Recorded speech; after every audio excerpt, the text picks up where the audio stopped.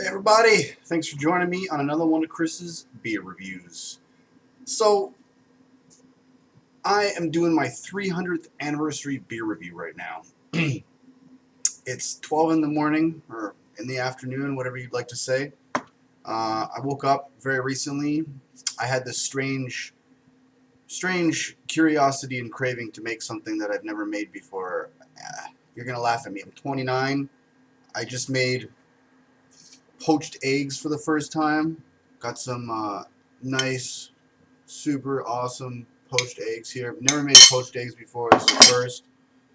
I decided that for my 300th anniversary beer review, I'm going to be completely and utterly random, and I am going to have one of a beer from one of my favorite breweries out there. It is the Southern Tier Brewery from Oregon, USA. Now, this is an Imperial India Pale Ale called Unearthly. I don't know if any of you have tried their beer out there called the Gemini, but if I can remember correctly, it is a combination between their Unearthly and another one of their beers, but I can't remember it at the moment. Regardless, this is an extra strong beer, so this is going to be a super breakfast beer here. We got a 9.5% ABV at 650 milliliters per bottle there. You got all these cool looking hops all over it. I'm a huge hophead fan, so allow me to read the back quite briefly here. At the Southern Tier Brewing Company, vigorously hopped beer is our standard and inspiration.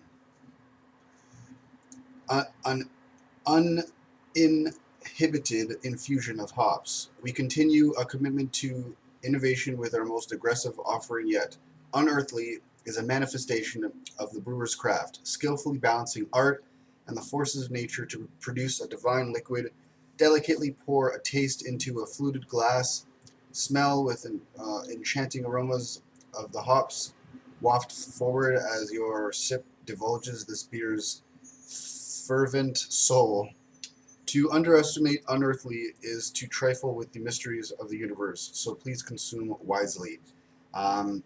It also recommends that you serve in, it said a flute glass, they call it, what do they like to call it? Oh yeah, they said a fluted glass. To me, a fluted glass is a tulip glass, and that's a fluted glass. So if you compare the photos, just doing this for your fun here, you can see that they are pretty much the same thing, fluted glass. I'm going to be doing Mill Street Brewery justice by drinking it out of their tulip glass, or flute glass, as one person would say. I'm not going to tell you where I work, but let's just say I work within a 30-meter radius from the Mill Street Brewery. They don't know that. So, yeah, one thing I don't like about Southern Tiers, they always got the same old beer cap. I like to see something different every time someone comes out with a different beer, but this isn't the case. It's okay, though, because their beer is among all other brewers out there, in my opinion. One thing that Southern Tier does that's incredibly important is they are world-renowned for being able to mask alcohol content with their beer. So I shouldn't be tasting any alcohol. I'm going to be having some beer and eggs.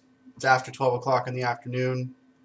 So when someone says it's 12 o'clock somewhere, that's what they mean. So here goes, people. 300th anniversary beer review. Whoever thought it would come to this. Oh, baby. That smells good. Now, I'm not, I love my hops, but I'm not a hop pro by any means. I can't taste a beer and tell you what kind of hops are in it. Not too many of the beer reviewers out there actually can do that. I haven't seen any, but I'm sure they're there. We got a one finger head here. Beautiful color of an IPA. It looks It really does smell like a West Coast IPA. You got a lot of citrusy aromas in there, like you typically do with an IPA. You can smell grapefruit. You can smell lots of pungent aromas in there. Excuse me. All right, so to do this beer justice, I'm gonna try it on its own.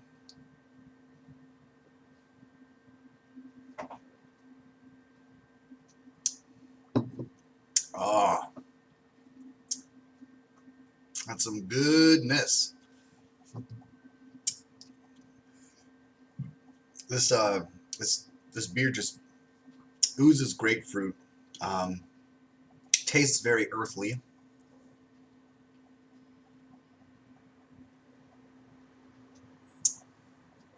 Absolutely no complaints.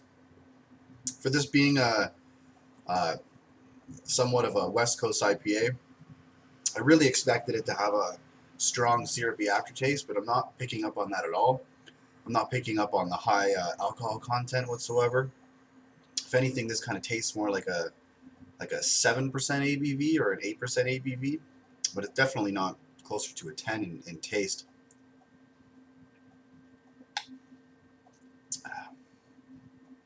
It being as early as it is, I'm not going to drink this whole bottle. This is going to be something I kind of sip throughout the day.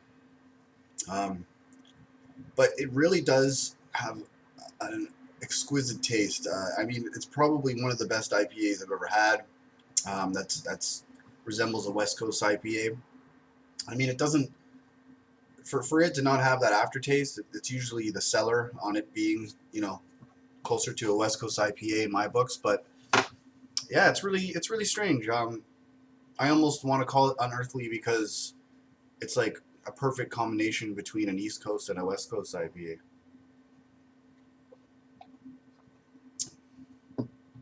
Oh, so good.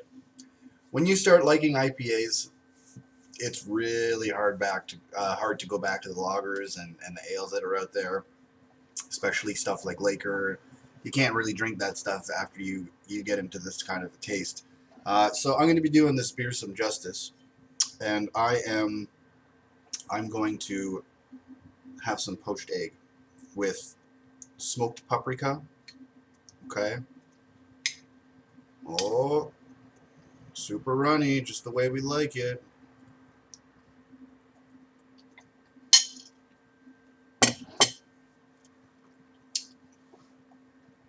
Okay, so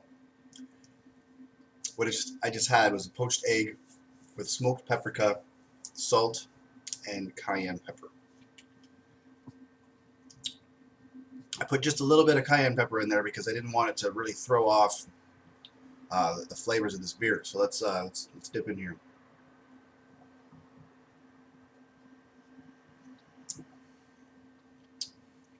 You know what? I'm getting this other flavor in the back. It's actually kind of magnifying the flavors of this beer. It's not too often that one would pair a breakfast with beer.